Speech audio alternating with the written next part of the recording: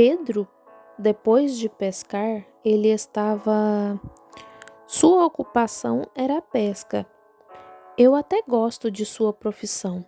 E assim, ele estava lá pescando, todo desanimado, sabendo que havia negado a Cristo. Oh, que coisa! Ouviu aquele profeta se levantar ali e dizer: Pedro, tu dizes que me amas? Ele respondeu: Oh, Senhor, tu sabes que te amo. Ele disse: Eu te amo, estou pronto a morrer por ti. Ele declarou: Pedro, pensas que estás falando sério, mas tu me negarás 3 vezes antes. Tu me negarás antes que o galo cante pela terceira vez.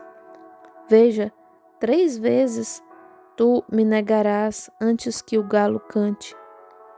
E então, ao ver isso acontecer, quando ele ficou lá e disse: Não o conheço, não sei nada sobre esses pentecostais.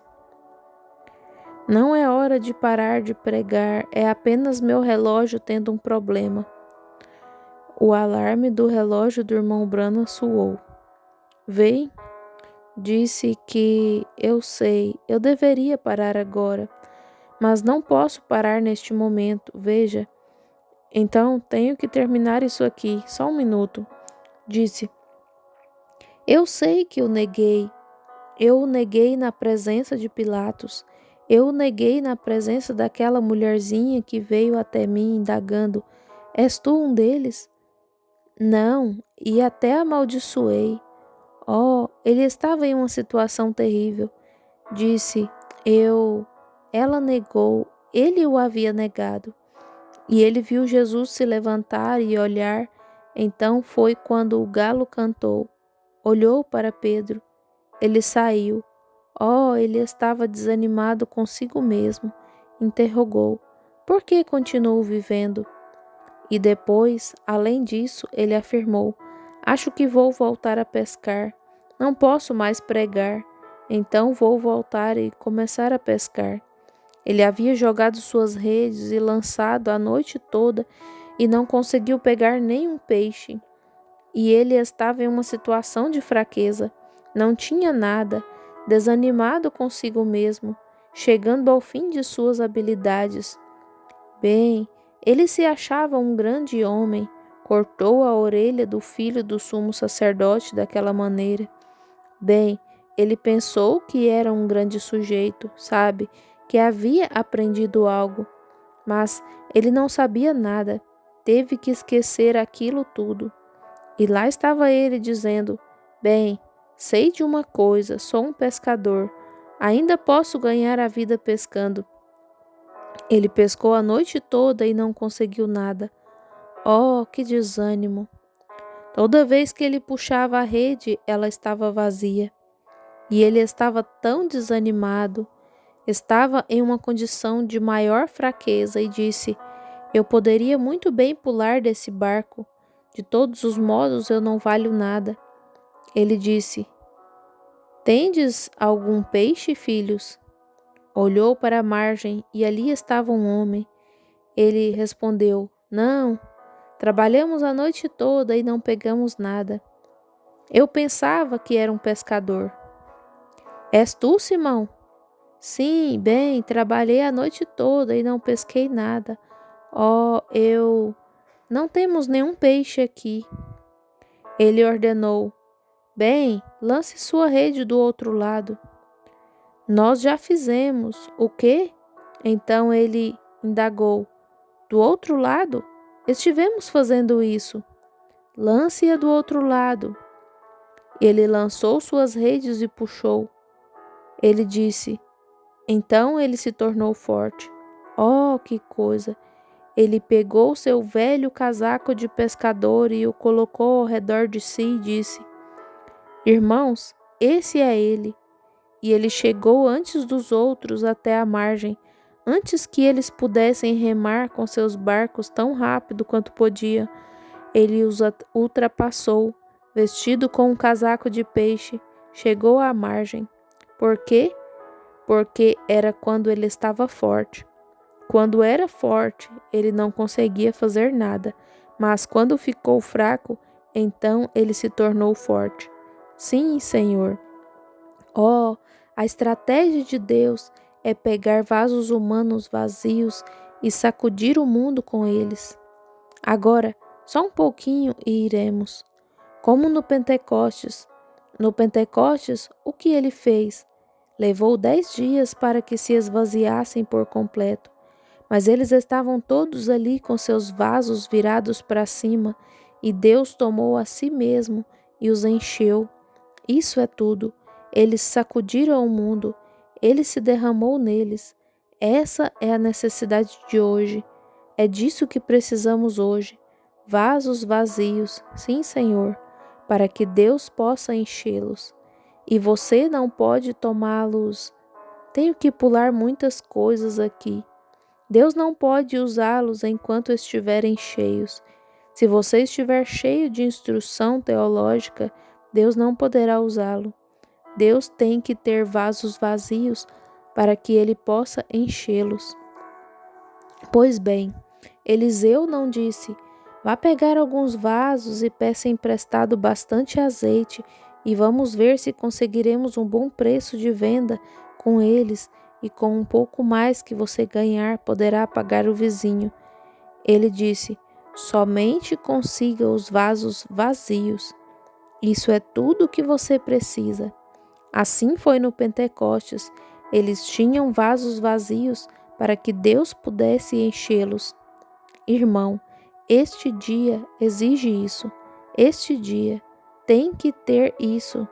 Teremos isso ou pereceremos. Vou encerrar agora. Ouçam. Temos que ter isso ou pereceremos. Sim, Senhor. As grandes máquinas eclesiásticas que temos, as grandes máquinas da igreja estão carbonizadas, têm um ruído espiritual. O irmão Collins está em algum lugar aqui e o irmão Rickerson. Acho que o virabrequim está danificado. Algo deu errado. Estão usando a gasolina errada. Ela está toda carbonizada. Eles usam a experiência do seminário em vez do Espírito Santo. Nossos grandes avivamentos no país, nossos grandes homens, nossas campanhas de cura, tudo falhou. Sabemos disso. Vejam nosso nobre evangelista Billy Graham cruzando o país para lá e para cá, para lá e para cá, para lá e para cá. De que adiantou? Oral Roberts com campanhas de cura por toda parte e está ficando cada vez mais maligno, porque tudo é batista, presbiteriano, Assembleias de Deus, todas essas outras organizações diferentes. Junte todas elas, o que são? Uma grande máquina eclesiástica e Deus a encheu de carbono para vocês. Agora, ela está só fazendo barulho. Explosão, bombeia, bombeia, bombeia, explosão, bombeia, bombeia, bombeia, um pouco aqui e ali. Ela chegou ao fim, está acabada. A gasolina acabou, jogaram água nela, acabou tudo. Sim, Senhor, pneus furados dos dois lados. Estamos em uma situação terrível. A máquina eclesiástica parou. E, irmão, a tampa do inferno se abriu, isso é certo, e torrentes de poder demoníaco estão jorrando de todos os lugares. Conquistou as nações, conquistou a política a ponto que ela está podre até o âmago. Conquistou as igrejas a ponto que elas não sabem nada além de denominação. Você pergunta: você é um cristão? Sou metodista. Você é um cristão? Sou pentecostal. Isso não significa mais, como eu disse outro dia, do que ser um porco, ou um javali, ou um cavalo, ou algo assim. Não tem nada a ver com aquilo. Você é um cristão quando nasce de novo e é cheio do Espírito Santo. Não antes disso. E quando se rendeu completamente ao Espírito. Se você não se rendeu ao Espírito, então você não nasceu de novo e não tem o Espírito Santo. Você pode falar em línguas e tremer, pular e correr, fazer todo tipo de... Paulo disse: eu posso mover montanhas com fé, posso curar os enfermos, posso ter conhecimento da Bíblia, posso ir a um seminário e aprender todas essas coisas, tudo. Disse: ainda assim nada sou. Aleluia! Oh, que coisa! Isso é que é revelação de mistério. Demônios por todos os lados, poderes do diabo sob o nome de cristianismo, ensinando como doutrina mandamentos dos homens, doutrinas de seminário teológico, deixando a Bíblia de lado. Aleluia! Quem é capaz? Quem é forte o suficiente? Quem é sábio o suficiente? Quem é poderoso o suficiente para dominar esta legião que tira a roupa de nossas mulheres sob o nome de pregadores metodistas, batistas e até pentecostais? Pintando seus rostos como Jezabel, cortando seus cabelos e usando calças como os homens. Nossos pregadores não se levantam contra isso o suficiente para lhes falar sobre isso. Possuídos pelo diabo, foi a legião que arrancou as roupas dele. Quem é esse demônio que ruge? Quem é forte o suficiente? Que tipo de denominação é capaz de vencer esse que anda de um lado para o outro por esses sepulcros de denominações, clamando: os dias dos milagres já passaram e não precisamos do Espírito Santo? E quem pode dominar esse demônio? Deus. Não podemos fazer isso por meio de denominações. Não podemos fazê-lo por meio de forças eclesiásticas, mas uma vez houve uma voz que o fez. Amém. Que dominou os demônios, colocou-os em seu juízo perfeito e vestiu-os. Essa mesma voz nos fez uma promessa. As obras que eu faço, vós também as fareis. Você nunca fará isso sob a gasolina eclesiástica em um carro com motor carbonizado. Nunca as fará em uma organização. Você o fará quando se esvaziar e se tornar fraco e se derramar totalmente e deixar o Espírito Santo entrar e sacudir cada parte de você, saturar cada parte de seu corpo. Esse é o único. Faça isso. Não precisamos de uma nova organização. O que precisamos, ó Deus, eu o sinto derramando por aqui agora. O que precisamos é de um profeta de Deus que se levante com um raio de Deus, um relâmpago espiritual, que abale este mundo e o faça se envergonhar. Aleluia!